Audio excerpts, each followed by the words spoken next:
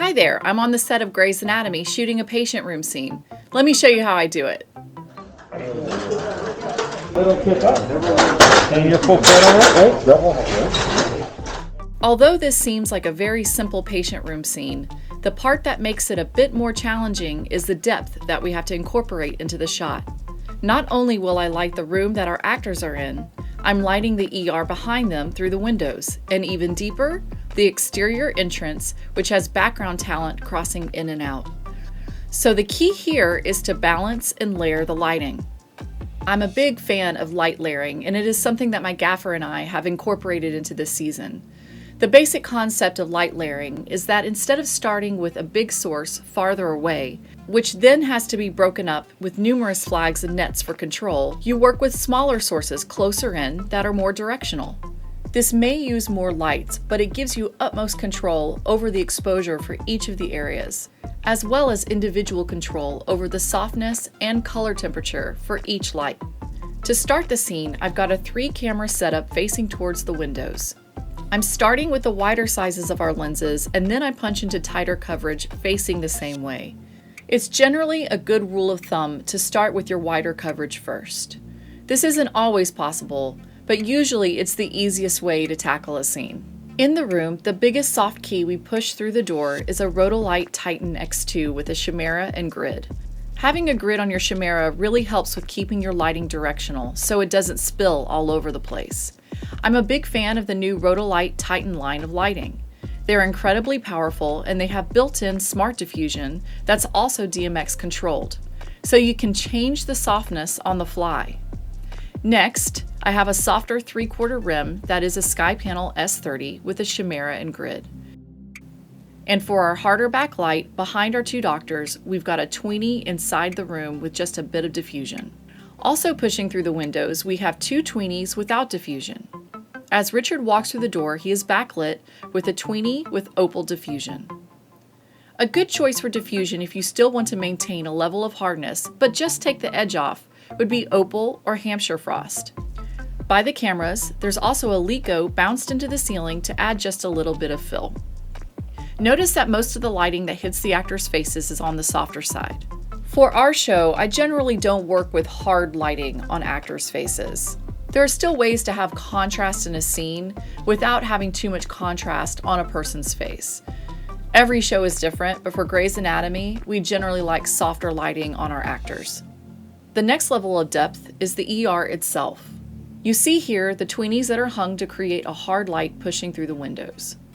Then the overhead lights are used to create an overall ambience. Above our stage in the ER, there are bicolored LED tubes so that I can easily switch from tungsten to daylight. For this scene, they're all in tungsten mode, or 3200 Kelvin.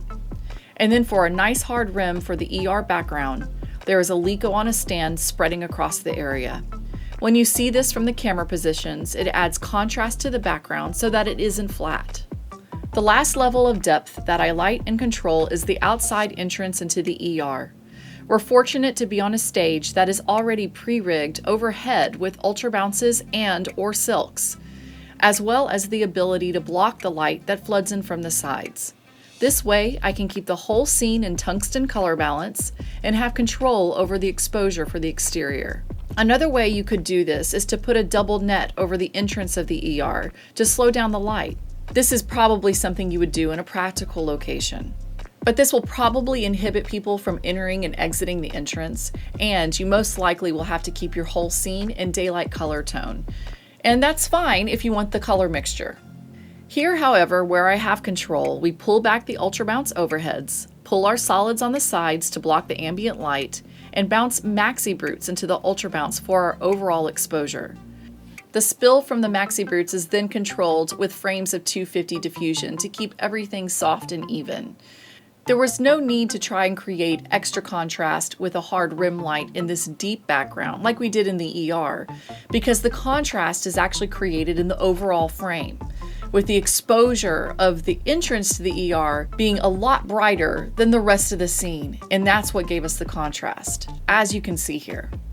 On the reverse, we only show our patient and the looks between Camilla and Richard. Okay, so we'll have Marcise do the buyback to the patient here. Yeah, I do have that. And then we're going to have to split their shoulders just a little bit better. Then over Richard's shoulder. Coming in. And then Eric, you'll be getting kind of just a Camilla for her looks back to Richard. We cover all this in one setup. At Gray's, we have the ability to raise the walls into the upper perms using motors, making a turnaround very fast. For this setup, I'm leaving half the wall down so that I can still see the window in Camilla's coverage. For the lighting here, I use a harder 3/4 tweeny rim for our patient with opal diffusion, a velvet with a frame of opal for Camilla's looks to Richard, and a Sky Panel S30 with a chimera and grid for our patient's close-ups. I'm able to leave one of the harder tweeny lights pushing through the window so we still see it in Camilla's coverage. Light layering is something that you can practice on any set. You don't have to be on a stage to play with different qualities of light at different depths. A mixture of hard and soft lighting throughout your scene is a great way to create visually interesting frames with rich depths and contrast.